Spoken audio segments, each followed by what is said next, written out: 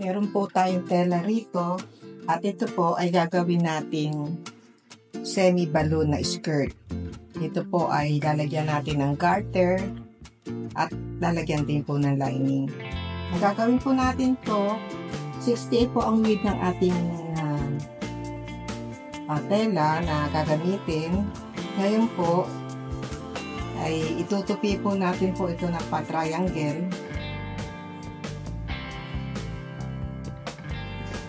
Pagkatapos ay ayusin lang po natin mabuti.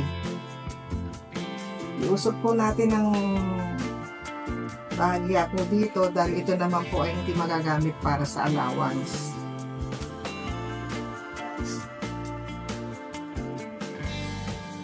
Dahil may garter po ang waist na semi-balloon na gagawin natin at ang waist po, ang hips po niya ay 35, doon po tayo susukat. Hahatiin lang po natin yon. Gagawin natin 17.5. Ngayon, titignan po natin dito kung makakakuha tayo ng 17.5. Ganyan po. Kasama may allowance, bali 18 inches po. Tapos, dito po tayo magsisimulang sumukat. Tatapat po natin kung nasaan po yung pinakadulo at itataas po natin ng half inch para po sa allowance niya. Bali, magiging 21.5 po ang magiging baba po mula rito. Pagkatapos po, hawakan po ninyo dito, papaikutin po natin to hanggang doon sa dulo.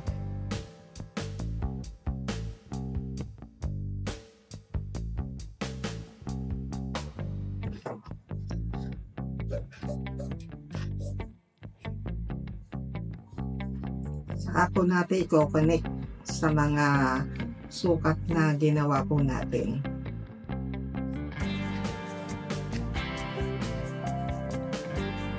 Sukatin po natin ulit kung 35 po ang ating hips.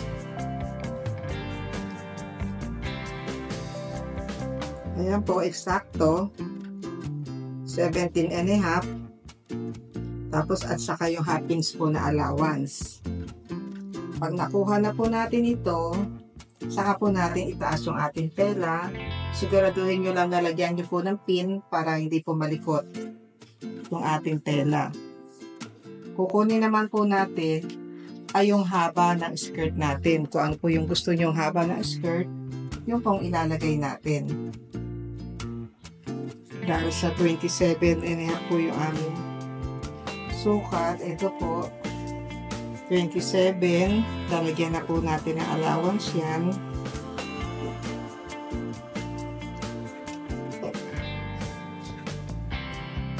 Yan po yung 27 plus allowance, bali sa 28, kaya magiging 28.5 po. Kasama na yung allowance sa taas at yung allowance po sa baba. Ganun din po ang gagawin ninyo. Ipapantay po ninyo dito, doon sa guhit po ng waist na ginawa natin. Doon po ninyo ipapantay yung ating tape measure at papaikutin din po natin itong tape measure na hanggang sa makarating po sa dulo. Simple lang po ang paggawa ng semi-balloon na skirt at kayang-kaya po ninyo itong gawin. Basta sundan po lamang ninyo itong aming mga tinuturo ay makakagawa na po kayo ng sarili po ninyong skirt. Bago po natin tabasin itong ating tela o yung ating fabric, ay straighten po muna natin itong gilid. Ito po yung pinaka-gilid ng magiging skirt natin. Siguraduhin natin din na maayos.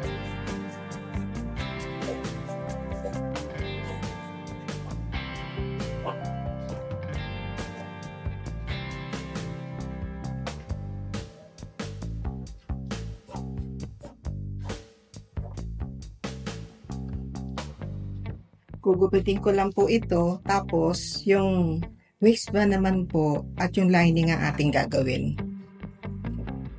Nagupit na po natin itong ating skirt.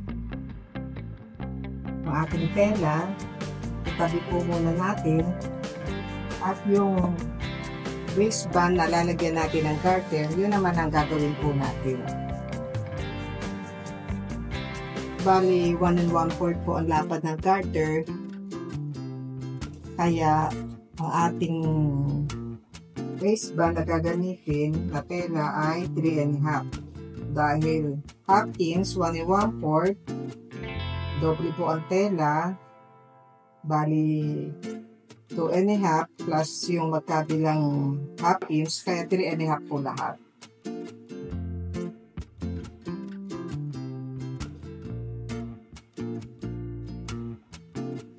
Tapos, saka po tayo sumukat dito ng 3 1/2. Ang sukat po nito ay kung ano po yung waist na measurement doon, ay ganun po ang lapad nitong ating waistband. O yung haba po na ating waistband, nalalagyan po ng garter.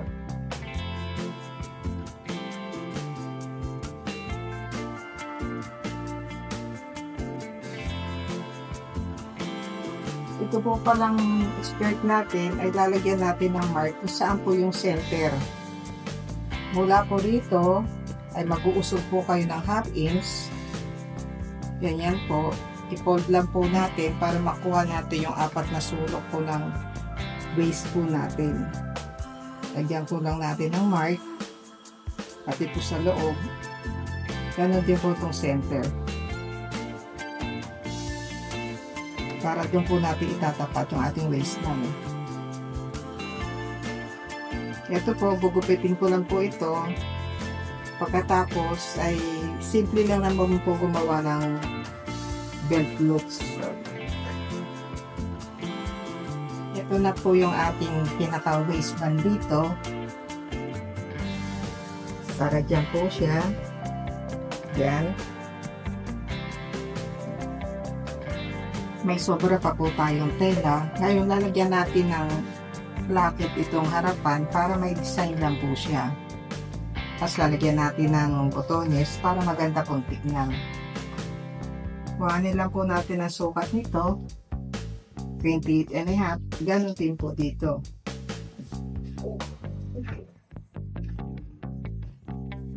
Lagyan na natin ng 28 1/2 o 29. Okay lang po sumobra. Pagkatapos po, dito ay 2 1/2 inches.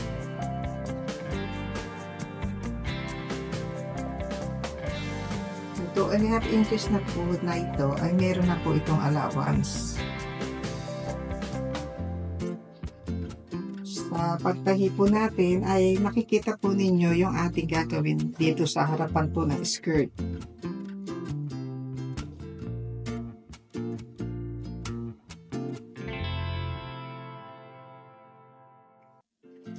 Kung natapos ko po itong para dito sa harapan na design ng ating skirt, ito po ay pagdudugtungin na lang po natin, gugupitin natin para po magkaroon po ng belt o ribbon yung ating pinaka waistband na garter para po mas maganda. May sobra pa po tayong tela, kaya tinupi ko po itong retaso natin. Bali, ang pagkatupi ko po rito ay pabayas. Ito po, gumawa po ako ng 3 1/2 inches dito. Tigto 3 1/2 po ito. Ito po ang gagawin nating pinaka-belt po niya o pinaka-ribbon para po maganda po yung ating skirt, yung ating waistband para may design po. Gugupitin ko po ito, tapos lining naman po ang gagawin natin. Kompleto na po lahat ng parts ng ating gagawing semi-balloon na skirt. Ito po yung pinaka-skirt natin. Ito yung pinaka-design na gagawin natin placket sa harapan. Ito po yung ating belt loops. Yung ating pinaka-ribbon. Pagdudugtungin lang po natin. At yung ating waistband.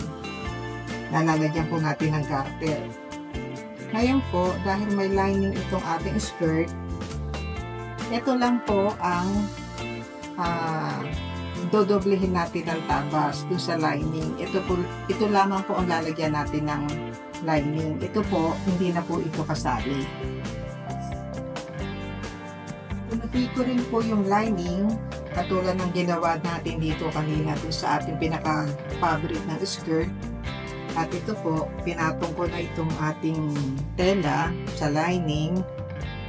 Ngayon po, ito lang ang gagawa natin ng lining, itong pinaka-skirt natin na ito, yung pinaka-body.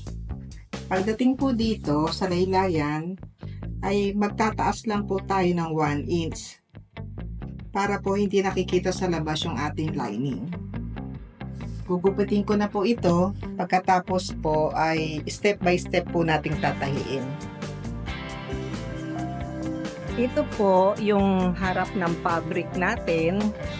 Dito natin tatahiin. Pagkatapos, ito rin pong placket natin ay harap din to. Nilagyan ko lang po ng fusible na pilon para po matigas pag nilagay natin dito sa ating skirt.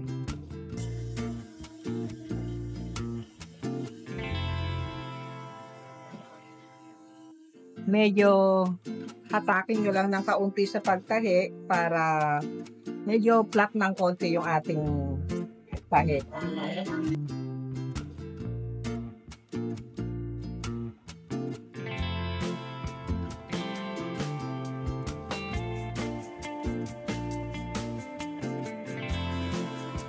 Itong tinahi natin na placket, i-open natin na ganito yung allowance. Pagkatapos, ito pong sentro nito, itatapat natin siya doon. At saka natin paplansyahin para pagkabit natin sa ating skirt ay maayos po. Ganon po yan. Bali dito, ganyan.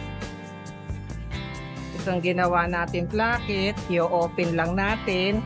At yung center ng tela o nung placket natin, plansyahin muna natin para pag kinabit po sa ating front ng skirt natin ay maayos. Gayon din po dito, kaya i-plansyahin na rin natin para po maganda po at hindi lukot yung loob pag kinabit po natin yung ating placket.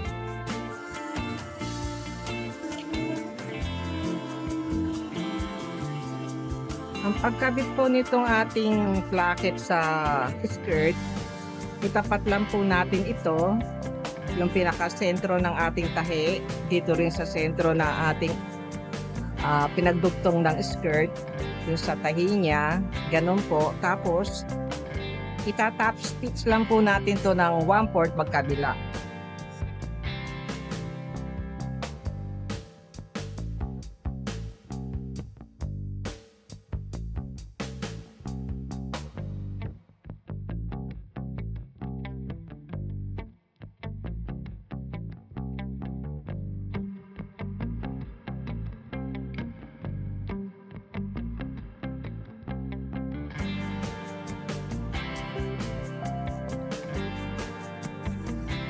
Sabi muna natin, bali ito po nalagyan na natin.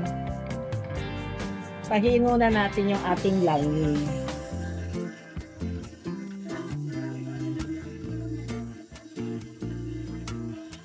Pasadahan lang po natin itong gilid at saka i-edging.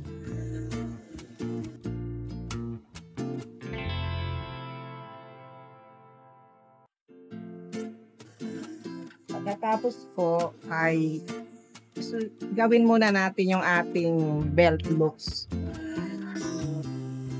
Sa pag-prepare naman ng ating belt loops, i-press lang natin, ganituin lang natin ng ating daliri o ng ating hilalaki para makuha lang natin yung ating center.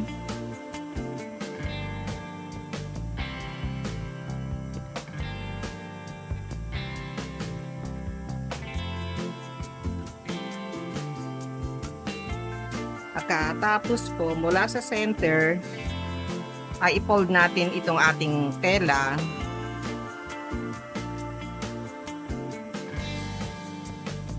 May fusible pilon din po ito itong ating belt loops. At saka natin pagtaklubin. Ganyan po. Tahian natin na 1/16. Magkabila po yung tahi ng 1/16.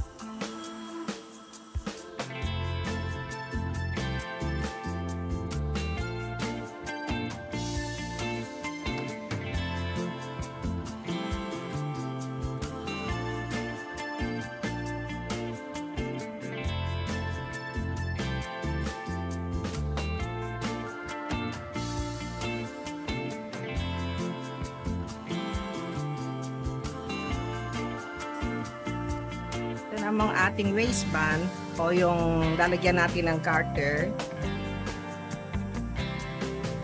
Ito pong ating waist. Ito po yung loob ng tinahi natin malinis. Ngayon, tupiin ko lang po yung center. At yun din po center, itapat natin dito sa center niya. Saka natin i-mark. Doon po tayo tatahi.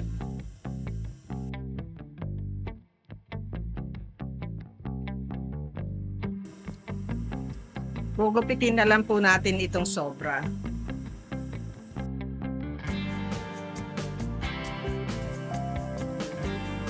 Lagyan lang natin ng mark dito sa center. Gayon din po dito sa magkabilang gilid.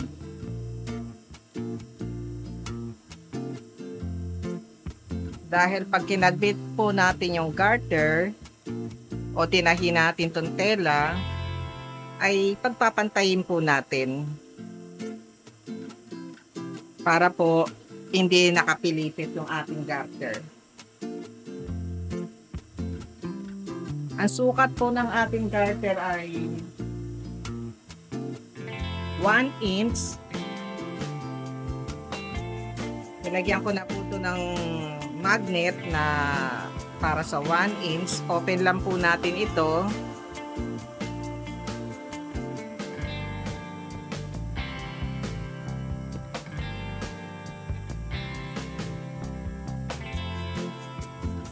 Pagkatapos, pasadahan lang po natin paikot pero mag-iiwan po tayo ng open para sa pasukan po ng garter.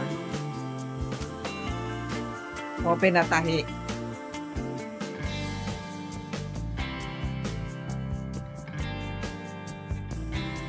Pagpantayin lang natin, didikit lang natin sa ating pinaka-guide.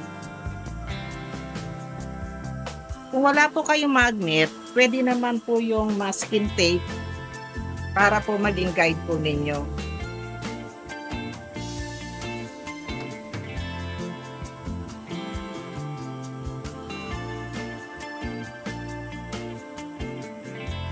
Tapat po ninyo na ganyan, yung mark sa mark.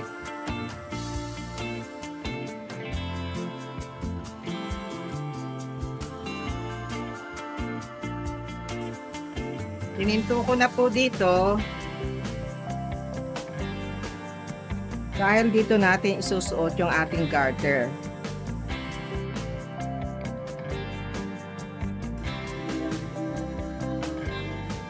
Naisuot na namin yung garter. Hindi na namin pinakita yung pagsuot nito dahil marami na kaming ginawang video doon sa short kung paano ilagay yung garter. Ngayon, papasadahan naman natin ito sa gitna. Hatiin lang po natin. Tapos lagyan po natin ng magnet o ng kung ano man ang mark niyo dyan. Saka po natin pasadahan.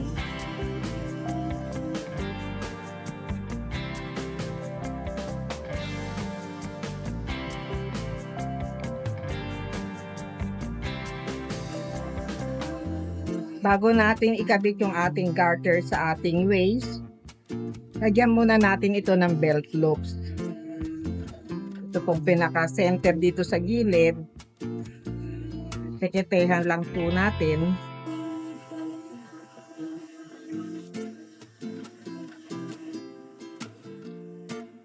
Ayun din po yun dito sa gitna.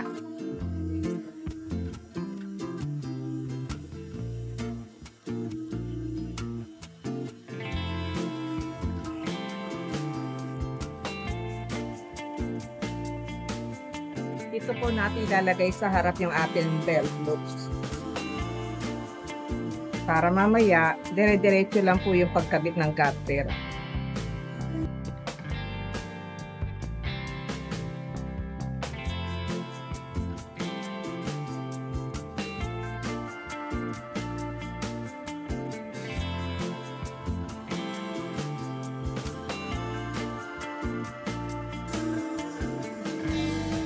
Pagkatapos natin ikabit yung ating belt loops, ito po yung center back. Tapat lang natin yung ating garter. Tapos dito rin po sa kabila, yung mark natin. Lagay din natin sa center.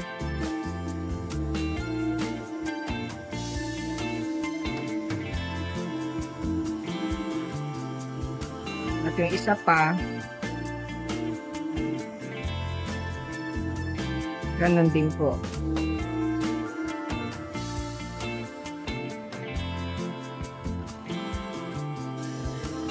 Nagpalit tayo ng zipper pressure foot na pang zipper foot dahil gigiliran natin yung tahi ng ating garter.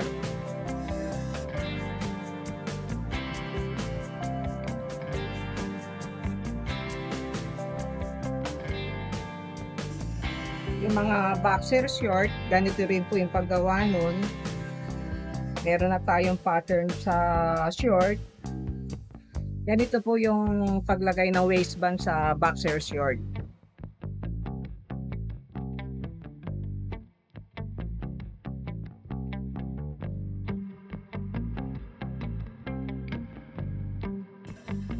Pagkatapos natin maikabit dito sa front skirt, yung lining naman na ikakabit natin. Yung ating pinagdugtungan ng lining ay itapat natin dito sa front. Yan po yung tahi doon sa tahi. Ipipin ko lang po, tapos tatahiin na natin. Yung ating garter, nasa loob po yun. Ito yung ating lining. Ito yung tela ng ating skirt. Bale, nakapalaman po yung garter natin. Bale, nasa loob po yung garter. Tapos, susundan po natin ng tahi itong ating pinagkabitan ng garter sa tela ng ating front.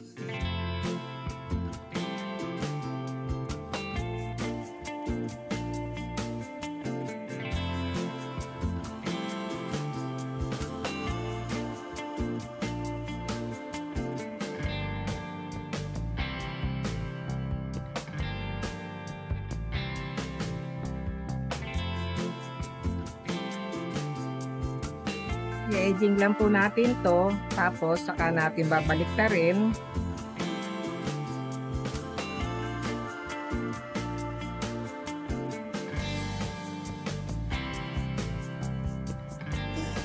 Bali, ganyan po magiging itsura. Ito po, papasadahan natin to dito, mga 1/4 o kung anong gusto nyo lapad ng belt nyo. Papasadahan natin dito, tapos dito rin puputulan natin to at tatahiin natin na paganyan. Bali, magiging ganun po ang itsura ng ating belt loops. Kung gusto niyo na mas malapad, nasa sa inyo po yun. Kung gusto niyo na ganyan, pwede rin po. Bali, ganyan po ang ating belt loops. I-prepare naman natin yung ating pinaka-belt. Dahil bias yung sobra nating retaso, pagdudugtungin na lang po natin ang pagganito. Bali, ganyan yan. Tatahiin lang po natin dito.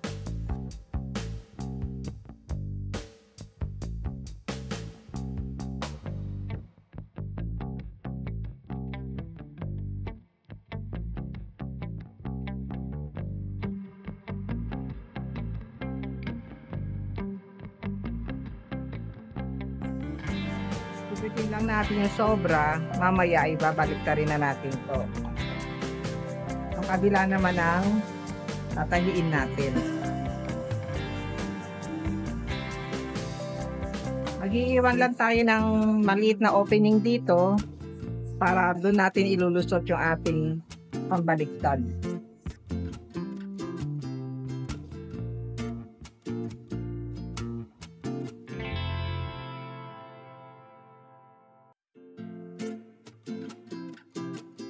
Babaliktarin ko lang po ito, tapos doon naman tayo sa pagtahi sa laylayan. Tinat-fix ko po yung ating belt ngayon. Yung lapad nito ay 1 3/8, kaya 1 1/2 ang gagawin natin dito sa ating belt loops. Sukat lang po natin dito na 1 1/2, ganon. Lagyan natin dito ng mark. Saka natin tahiin.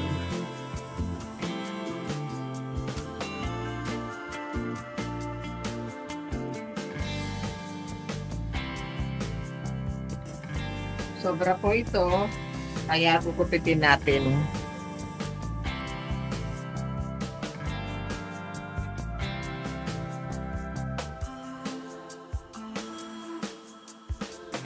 Ganun po lahat ang gagawin natin hanggang sa matapos po natin itong ating belt loops.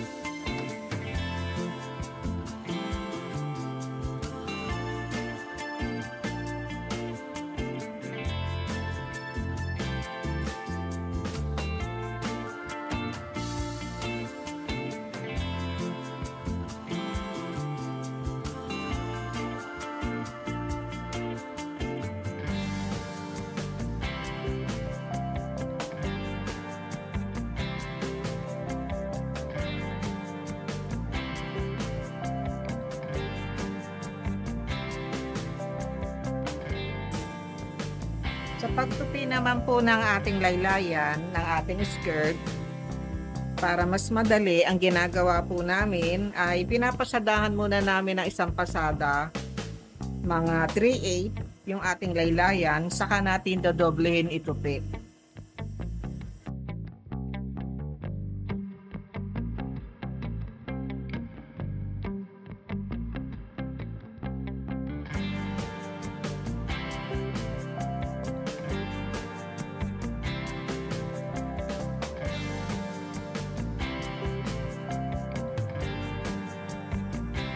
Tapos natin mapasadahan, ay pwede na po natin itong itupi. Mas madali po kapag ganito, hindi kayo mahihirapan na mag pulupulupot o mahirapan kayo na hindi nyo maayos yung inyong laylayan ng skirt po ninyo.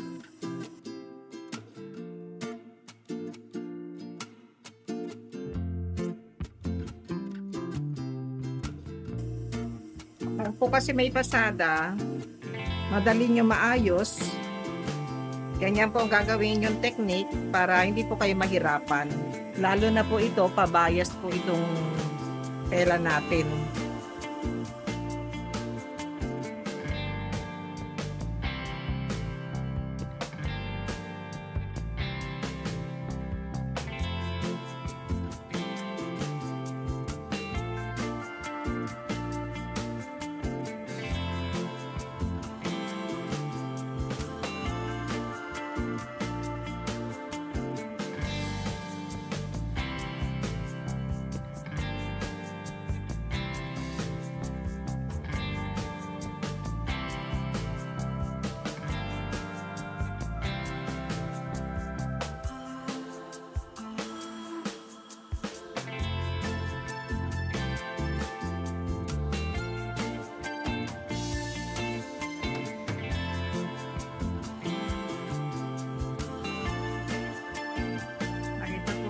Hindi siya mahirap tahiin at hindi rin pumipili-pilipit yung ating laylayan. Ganon din po ang gagawin natin sa ating lining.